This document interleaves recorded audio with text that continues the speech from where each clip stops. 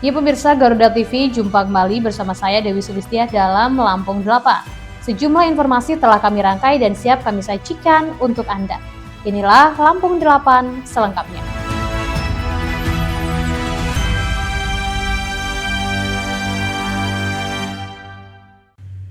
Selanjutnya pemirsa, pemerintah Provinsi Lampung akan menggelar kegiatan Istighosah Kubro dan Muhasabah di Masjid Raya Al-Bakri Lampung pada Sabtu 27 Desember 2025 malam.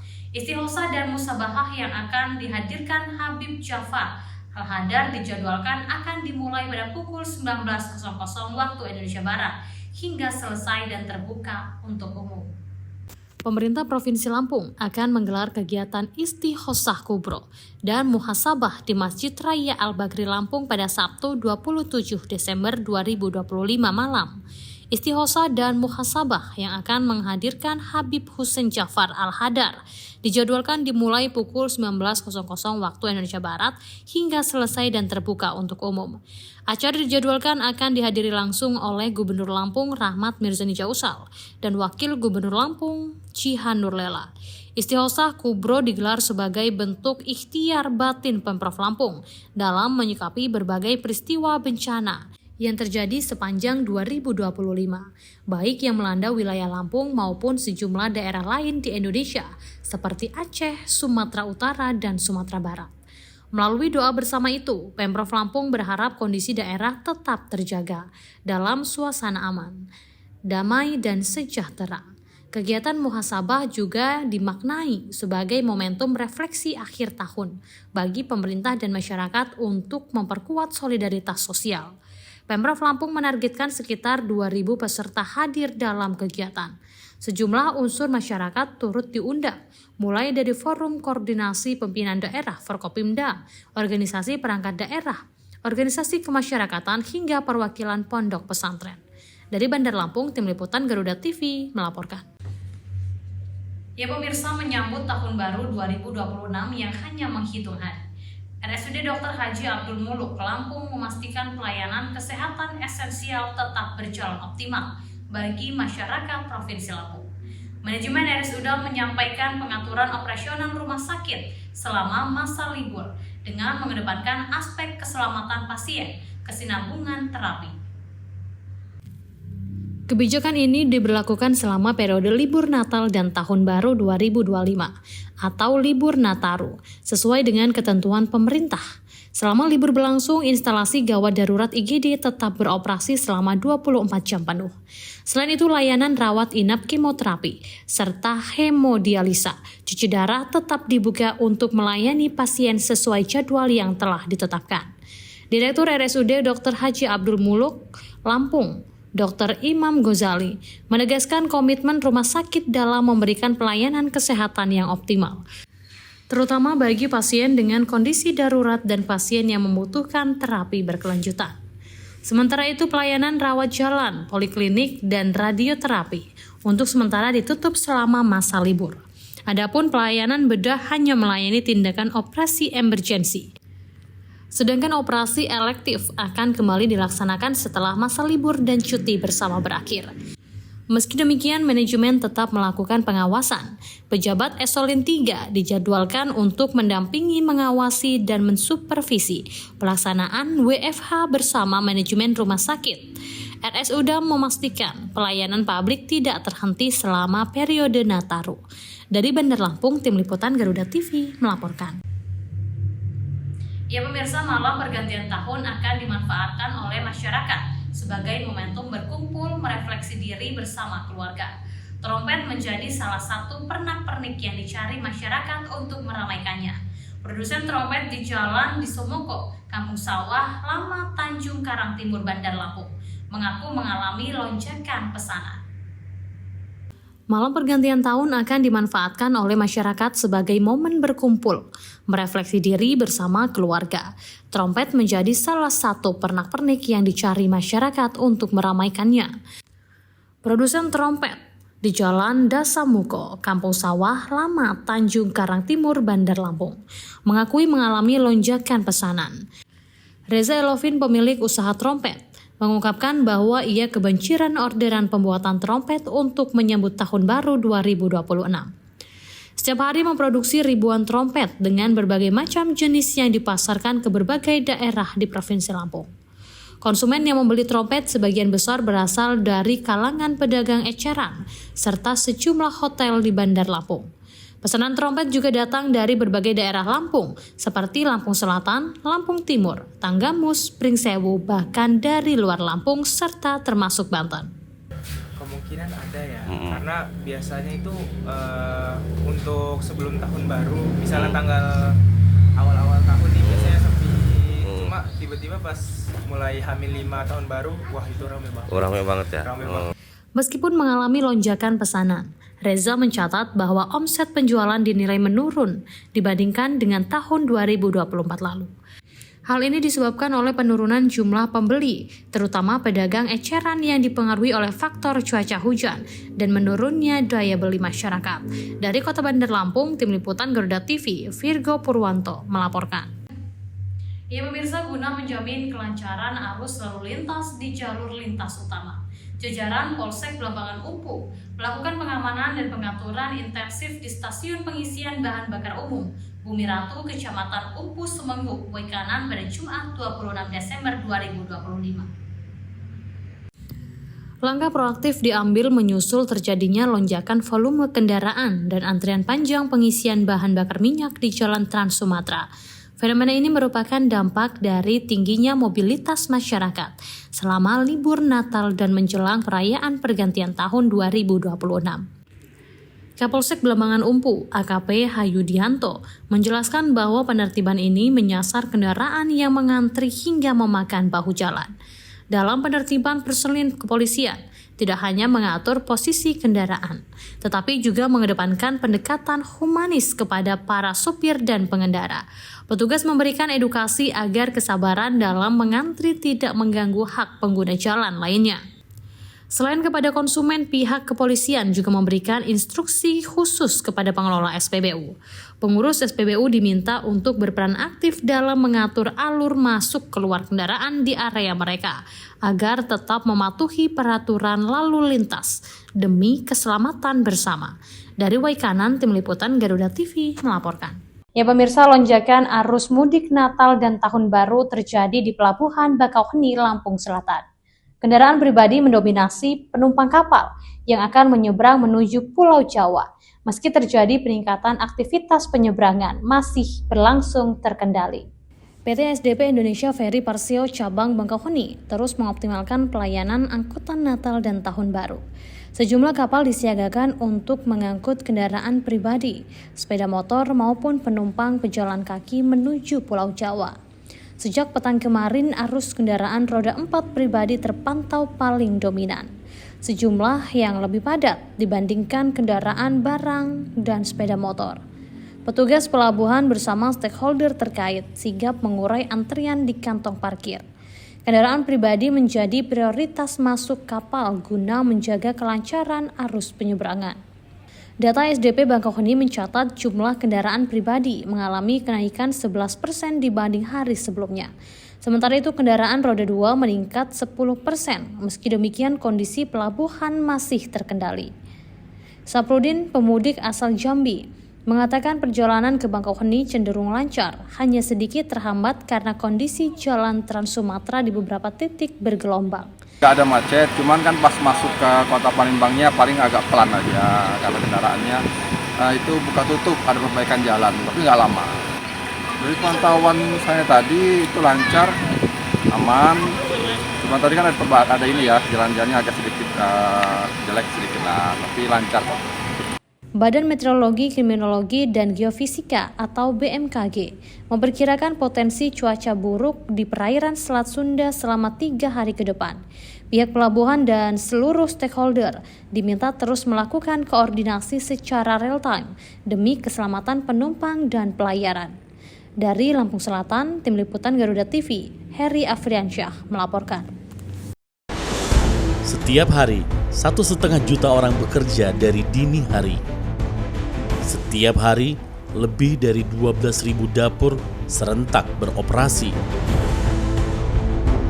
Setiap hari, lebih dari 35 juta porsi makanan disiapkan untuk meningkatkan gizi anak di seluruh Nusantara. Sebuah misi yang terdengar tak masuk akal demi masa depan Indonesia. Di mana dapur-dapur yang terbaik? Siapa para pahlawan gizi yang tak kenal lelah? Tiap hari kami mencari, menginspeksi, mengamati SPPG atau Satuan Pelayanan Pemenuhan Gizi tanpa mereka tahu. Kami mata-mata MBG, independen dan netral, mencari bintang MBG di seluruh Indonesia.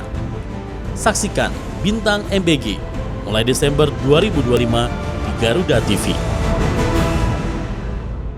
Informasi lain pemirsa, Badan Meteorologi, Klimatologi, dan Geofisika Lampung meminta masyarakat pesisir meningkatkan kewaspadaan. Ketinggian gelombang di sejumlah perairan Lampung berpeluang mencapai 1,2 hingga 4 meter dalam beberapa hari ke depan. Masyarakat yang berprofesi sebagai nelayan dihimbau untuk tidak melaut. Badan Meteorologi, Klimatologi, dan Geofisika Lampung meminta masyarakat pesisir meningkatkan kewaspadaan. Ketinggian gelombang di sejumlah perairan Lampung berpeluang mencapai 1,25 hingga 4 meter dalam beberapa hari ke depan. Koordinator Bidang Data dan Informasi BMKG Lampung, Rudi Haryanto, mengatakan kondisi cuaca hingga awal Januari masih dipengaruhi pembentukan awan hujan dan embusan angin kencang. Situasi tersebut berdampak langsung pada keselamatan pelayaran dan aktivitas nelayan. BMKG Maritim Panjang mencatat gelombang 1,25 hingga 2 meter. Diperkirakan terjadi di perairan Teluk Lampung, bagian utara dan selatan. Adapun gelombang lebih tinggi di 2,5 hingga 4 meter, berpeluang muncul di perairan barat Lampung dan Selat Sunda bagian selatan. Kondisi tersebut beresiko terhadap pelayaran, terutama perahu nelayan dan kapal berukuran menengah. BMKG mengingatkan aktivitas melaut sebaiknya ditunda bila kecepatan angin dan tinggi gelombang melebihi batas aman. Sementara kapal feri perlu mewaspadai kecepatan angin 21 knot dan gelombang 2,5 meter. BMKG menilai kombinasi anomali suhu muka laut, indeks ENSO negatif, dan aliran udara dingin ikut menambah suplai uap air ke wilayah Lampung. Kondisi tersebut memicu pertumbuhan awan hujan yang berdampak pada tingginya gelombang laut. Dari Bandar Lampung, Tim Liputan Garuda TV melaporkan. Selanjutnya pemirsa, hujan deras disertai angin kencang yang melanda Kabupaten Tulang Bawang mengakibatkan sejumlah rumah warga terdampak kerusakan akibat bencana angin puting beliung. Beruntung dalam peristiwa tidak menimbulkan korban jiwa. Sedikitnya 9 unit rumah warga mengalami kerusakan parah akibat angin kencang melanda komplek tambak udang Kampung di Pasena, Jaya, Kecamatan Rawajitu Timur, Kabupaten Tulang Bawang, sekitar pukul 13.30 waktu Indonesia Barat pada Kamis 25 Desember 2025. Salah satunya rumah milik Sarwonto di Blok 7, Jalur 40, Nomor 1, Kampung di Pasena. Kondisi rumah porak-poranda disapu angin puting beliung. Kepala BPBD Kabupaten Tulang Bawang, Kanedi, mengatakan rumah Sarwanto adalah korban terdampak paling parah pasca bencana tersebut dengan menilai kerugian diperkirakan 5,2 juta rupiah. Dari data yang dihimpun, korban terdampak angin puting beliung ada 9 kakak atau 9 rumah, dengan nilai kerugian total diperkirakan mencapai 16 juta rupiah. Kennedy mengatakan puting beliung di wilayah tersebut tidak hanya merusak rumah, melainkan merusak peralatan operasional budidaya udang, seperti mesin diesel yang terbawa angin hingga terjebur ke dalam tambak. Dirinya juga menghimbau masyarakat untuk tetap waspada melihat cuaca buruk yang belakangan ini terjadi. Dari Tulang Bawang, Tim Liputan Garuda TV melaporkan. Selanjutnya pemirsa, Badan Penanggulangan Bencana Daerah Provinsi Lampung memastikan kondisi pasca banjir di Kecamatan Sribuwono, Kabupaten Lampung Timur telah kembali aman dan terkendali. Akibat peristiwa ini, setidaknya 20 rumah warga terdampak banjir. Badan Penanggulangan Bencana Daerah Provinsi Lampung memastikan kondisi pasca banjir di Kecamatan Sribuwono, Kabupaten Lampung Timur telah kembali aman dan terkendali. Akibat peristiwa ini, setidaknya 20 rumah warga terdampak banjir. Humas BPBD Provinsi Lampung, Wahyu Hidayat, mengatakan laporan akhir banjir yang terjadi pada Kamis 25 Desember 2025 pada pukul 18.49 waktu Indonesia Barat telah difinalkan. Berdasarkan laporan akhir banjir berdampak pada 2 desa, yakni Desa Bandar Agung dan Desa Sadar.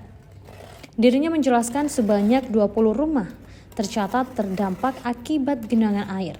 Namun saat ini kondisi di lokasi telah kembali normal karena air sudah surut. Tidak ada korban jiwa, kerusakan maupun kerugian material lainnya. Awal mulanya itu jam 4, jam deres. Terus perkiraan 2 jaman lah. Air meluap dari gunung. Terus terjadi banjir itulah. Nah, itu daerah terparah di wilayah mana? Daerah terparah dari Bandar Agung, lapangan, arah lapangan lah. Pasar Bandar Agung, lapangan. Air itu kabarnya sampai ke rumah-rumah? Ya, ke rumah juga.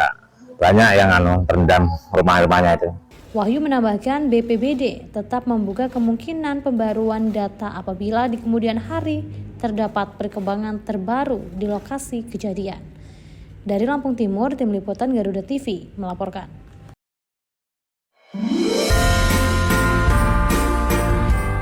Di akhir tahun ini, kita diingatkan bahwa Tuhan hadir di tengah keluarga dan kebersamaan kita. Dari kasih yang menyatukan, lahir kekuatan untuk melangkah bersama, saling menguatkan dan menjaga satu sama lain. Dalam menjalankan peran pelayanan publik, kami belajar bahwa informasi bukan hanya menyampaikan berita, tetapi juga menjadi pengingat bahwa Tuhan hadir menyelamatkan, menguatkan ikatan keluarga, dan menumbuhkan kepedulian antar sesama. Di balik setiap proses dan karya, ada semangat kebersamaan yang terjaga. Seperti keluarga yang saling menguatkan, kita melangkah dengan keyakinan bahwa Tuhan hadir menyertai, menjaga ritme, dan meneguhkan tekad untuk memberi yang terbaik bagi publik. Dalam semangat Natal, kolaborasi dengan mitra dan masyarakat menjadi wujud kepercayaan dan kepedulian bersama. Setiap kerjasama mengajarkan kita bahwa pertumbuhan dan kemajuan tercipta saat kasih, kejujuran, dan saling percaya menjadi dasarnya. Saya, Fahmi Muhammad Anwari. Saya, Untung Pranoto. Saya, Mulyandi Nasution. Saya, Eli Husin. Mengucapkan selamat merayakan Hari Natal dan Tahun Baru 2026. Semoga kasih Tuhan hadir, menyelamatkan keluarga, membawa damai kehangatan dan harapan baru dalam setiap langkah perjalanan kita bersama.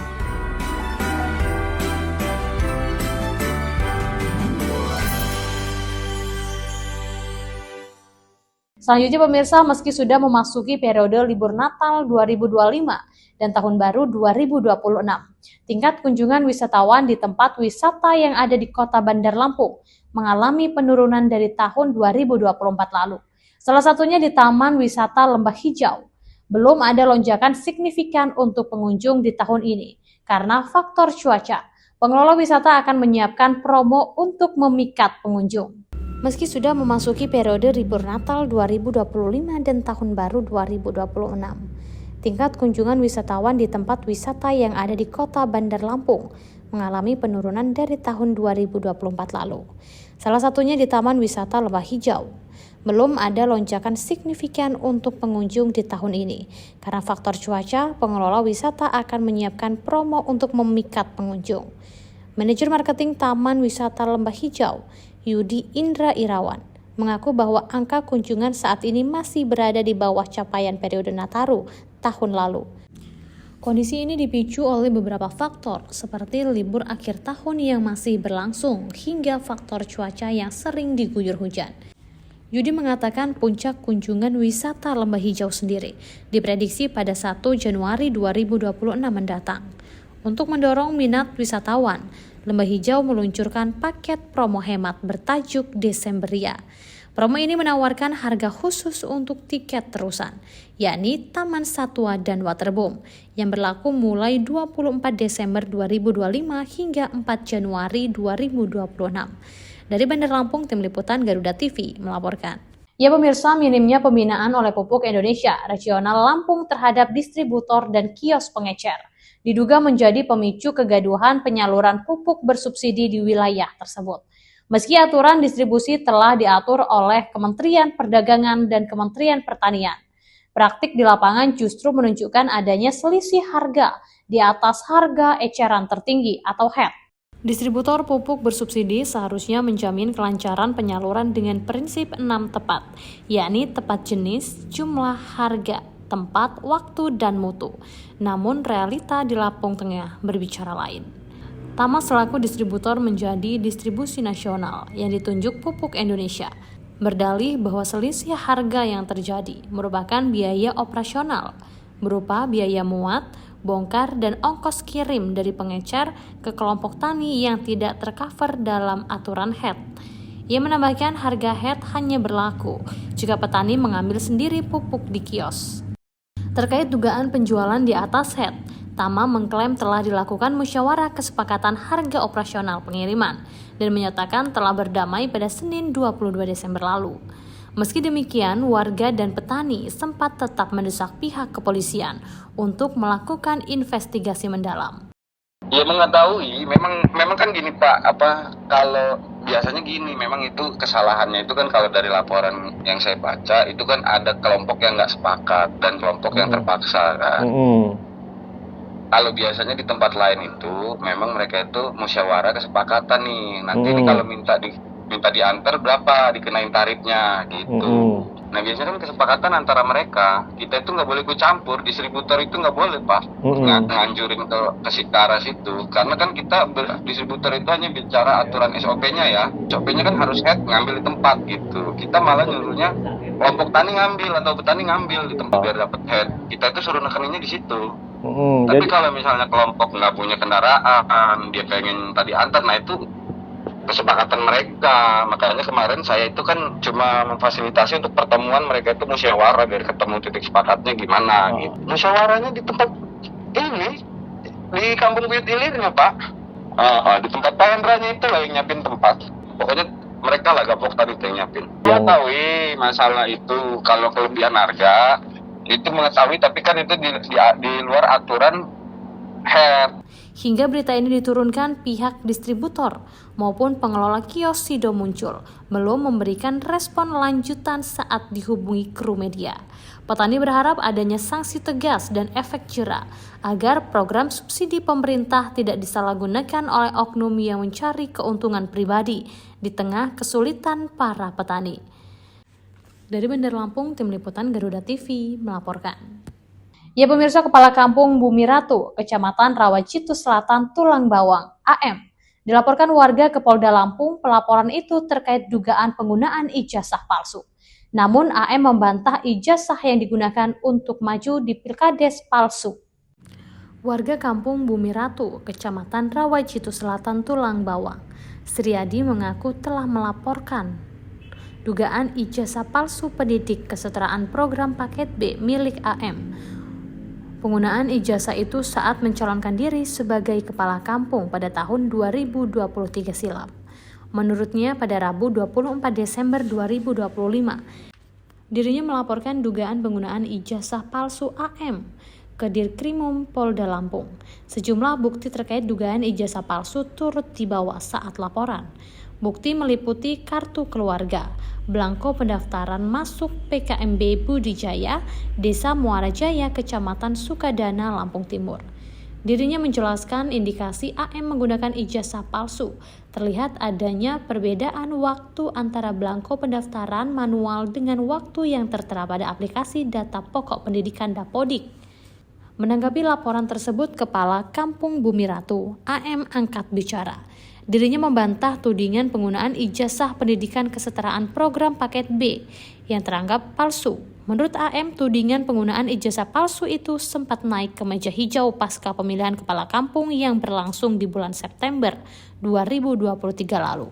Salah satu rival AM sempat mengajukan gugatan kepada Pengadilan Tata Usaha Negara (PTUN) Bandar Lampung terkait dugaan penggunaan ijazah palsunya. Proses itu memakan waktu lama dan prosesnya berlangsung hingga tingkat kasasi. Dari Tulang Bawang, Tim Liputan Garuda TV melaporkan. Ya, selanjutnya pemirsa, aksi pencurian sepeda motor berhasil digagalkan karena kepergok saat beraksi. Nyaris terjadi aksi massa saat warga menangkap pelaku yang berusaha kabur di Jalan Buntu. Beruntung polisi segera tiba di lokasi kejadian. Karena warga melaporkan aksi pencurian dan pelaku selamat dari amukan puluhan orang warga. Puluhan orang warga berkerumun di lokasi pencuri yang tertangkap warga di Jalan Buntu di Dusun Pancamarga, Desa Mataram Baru, Kabupaten Lampung Timur. Dengan kesigapan petugas dari Polsek Mataram Baru langsung mengelandang dengan mobil patroli untuk menghindari amukan warga yang telah kesal dengan pelaku pencuri tersebut. Peristiwa terjadi pada Rabu sore 24 Desember 2025.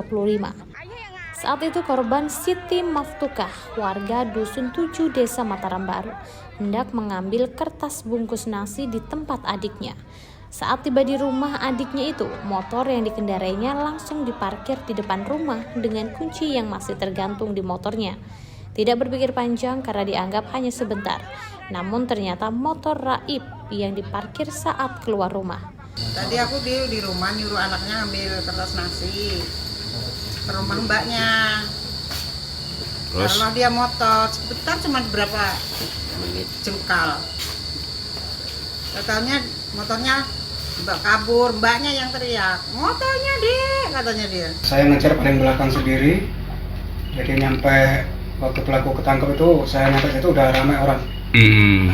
Terus? Karena saya ngikutin anak saya ikut ngejar, takut kalau kena ada apa-apa dengan anak saya, itu aja. Pelaku itu berapa orang, Mas? Satu. Mengetahui motornya hilang, sontak korban berteriak maling. Pelaku masih terlihat dan hendak kabur membawa motor hasil curian. Karena panik, pelaku masuk jalan desa yang buntu dan langsung ditangkap puluhan orang massa yang keluar mendengar teriakan warga kehilangan motor. Salah satu orang saksi mengatakan dirinya tidak tahu persis pelaku pencurian sepeda motor warga desanya itu. Namun dirinya ikut mengejar maling tersebut karena anaknya lebih dahulu berlari mengejar maling tersebut. Karena khawatir anaknya terjadi apa-apa, dirinya ikut mengejar maling yang telah tertangkap warga dan nyaris menjadi amukan puluhan orang warga. Mendapat laporan dari masyarakat bahwa telah terjadi curanmor di Desa Mataram Baru, sehingga Babin Kamtibmas beserta masyarakat melakukan pengejaran terhadap pelaku. Akan tetapi pelaku berhasil dan ditangkap dikarenakan pelaku melintasin atau lewat jalan buntu, sehingga pelaku berhasil ditangkap oleh Babin Kamtibmas atau anggota Polsek Mataram Baru beserta masyarakat. Pelaku itu ada berapa orang, Pak? Untuk sementara pelaku sendirian karena pelaku berasal dari Lampung Selatan atau di Kecamatan Ketapang. Pelaku itu menggunakan senjata atau seperti apa, Pak? Untuk pelaku intinya tidak menggunakan senjata dan kendaraan bermotor tersebut terparkir di depan rumah korban dikarenakan kuncinya tidak dilepas atau terpasang di kendaraan tersebut. BB-nya apa yang diamankan, Pak? Untuk BB atau barang bukti yang berhasil diamankan di Polsek Mataram Baru yaitu 1 unit sepeda motor Honda Beat. Dari penangkapan pelaku pencurian itu, diketahui pelaku bernama Ketut Rane, berusia 45 tahun, warga desa Sumbernadi, Kecamatan Ketapang, Kabupaten Lampung Selatan. Pelaku melakukan aksi pencurian motor ini seorang diri, yang berdalih hanya ingin mengambil untuk dibawa pulang. Catatan pelaku residivis atau pernah dipenjara dalam kasus perkelahian, hingga korban luka parah yang dihukum penjara selama 1,5 tahun. Dari Lampung Timur, Tim Liputan Garuda TV, Rizwan melaporkan. Setiap hari, 1,5 juta orang bekerja dari dini hari. Setiap hari, lebih dari 12.000 dapur serentak beroperasi. Setiap hari, lebih dari 35 juta porsi makanan disiapkan untuk meningkatkan gizi anak di seluruh Nusantara. Sebuah misi yang terdengar tak masuk akal demi masa depan Indonesia. Di mana dapur-dapur yang terbaik? Siapa para pahlawan gizi yang tak kenal lelah? Tiap hari, kami mencari, menginspeksi, mengamati SPPG atau Satuan Pelayanan Pemenuhan Gizi tanpa mereka tahu. Kami mata-mata MBG, independen dan netral, mencari bintang MBG di seluruh Indonesia. Saksikan Bintang MBG mulai Desember 2025 di Garuda TV. Ya pemirsa, Satuan Reses Kriminal Polresta Bandar Lampung mengambil tindakan tegas terukur dengan menembak mati seorang pelaku pencurian dengan kekerasan begal yang kerap meresahkan masyarakat. Pelaku terpaksa dilumpuhkan karena melawan petugas menggunakan senjata api saat akan ditangkap. Insiden baku tembak terjadi di sebuah area perkebunan pada Kamis 25 Desember 2025 dini hari. Pelaku yang tewas diketahui berinisial JP, warga Kabupaten Lampung Timur. Sementara itu, satu rekan pelaku berinisial ST berhasil melarikan diri dari sergapan polisi. Berdasarkan informasi yang dihimpun, kedua pelaku teridentifikasi sebagai komplotan begal yang sering beraksi di wilayah Jalan IR Sutami. Dalam setiap aksinya, pelaku dikenal sadis dan tidak segan-segan melukai korbannya. Kasat Reskrim Polresta Bandar Lampung, Kompol Varia Arista, mengonfirmasi kejadian tersebut saat memberikan keterangan di Mapolresta Bandar Lampung. Varia menjelaskan bahwa penangkapan bermula saat anggota mendeteksi keberadaan JP dan ST yang diduga kuat merupakan kawanan begal spesialis curas saat mengetahui sedang dikejar oleh aparat. Kedua pelaku yang berboncengan sepeda motor berusaha melarikan diri. Petugas berupaya menghentikan laju kendaraan pelaku dengan cara mempepet motor mereka. Aksi kejar-kejaran mengakibatkan sepeda motor pelaku dan petugas terjatuh hingga berujung pada kontak senjata di area perkebunan. Kini pihak kepolisian masih melakukan pengejaran insentif terhadap pelaku ST yang masuk dalam daftar pencarian orang. Petugas juga telah mengamankan sejumlah barang bukti, termasuk senjata api yang digunakan pelaku untuk melawan petugas. Dari Bandar Lampung, Tim Liputan Garuda TV melaporkan. Selanjutnya pemirsa, Satuan Reses Narkoba Polres Tulang Bawang Barat mengamankan seorang pria yang mengaku berprofesi seorang wartawan karena diduga terlibat dalam penyalahgunaan narkotika jenis sabu. Penangkapan dilakukan pada Minggu 21 Desember 2025 di sebuah rumah kontrakan yang berlokasi di Kelurahan Mulia Asri, Kecamatan Tulang Bawang Tengah, Kabupaten Tulang Bawang Barat. Satuan Reses Narkoba Polres Tulang Bawang Barat mengamankan seorang pria yang mengaku berprofesi sebagai wartawan karena diduga terlibat dalam penyalahgunaan narkotika jenis sabu. Penangkapan dilakukan pada Minggu 21 Desember 2025 di sebuah rumah kontrakan yang berlokasi di Kelurahan Mulia Asri, Kecamatan Tulang Bawang Tengah, Kabupaten Tulang Bawang Barat.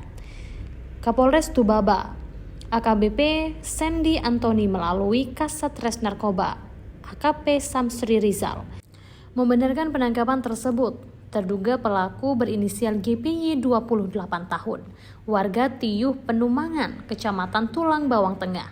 Dirinya diamankan tanpa perlawanan saat berada di dalam kontrakan. Dari tangan pelaku, petugas mengamankan sejumlah barang bukti, di antaranya satu bungkus plastik klip sedang berisi kristal piyuh yang diduga narkotika jenis sabu, satu bungkus rokok merek Sempurna Mil, satu lembar tisu, satu unit sepeda motor Honda Genio warna biru tanpa nomor polisi, serta satu unit telepon genggam merek Vivo Y22 warna hitam. Tersangka diamankan di Mapolres Tubaba untuk menjalani proses penyidikan dan pengembangan lebih lanjut.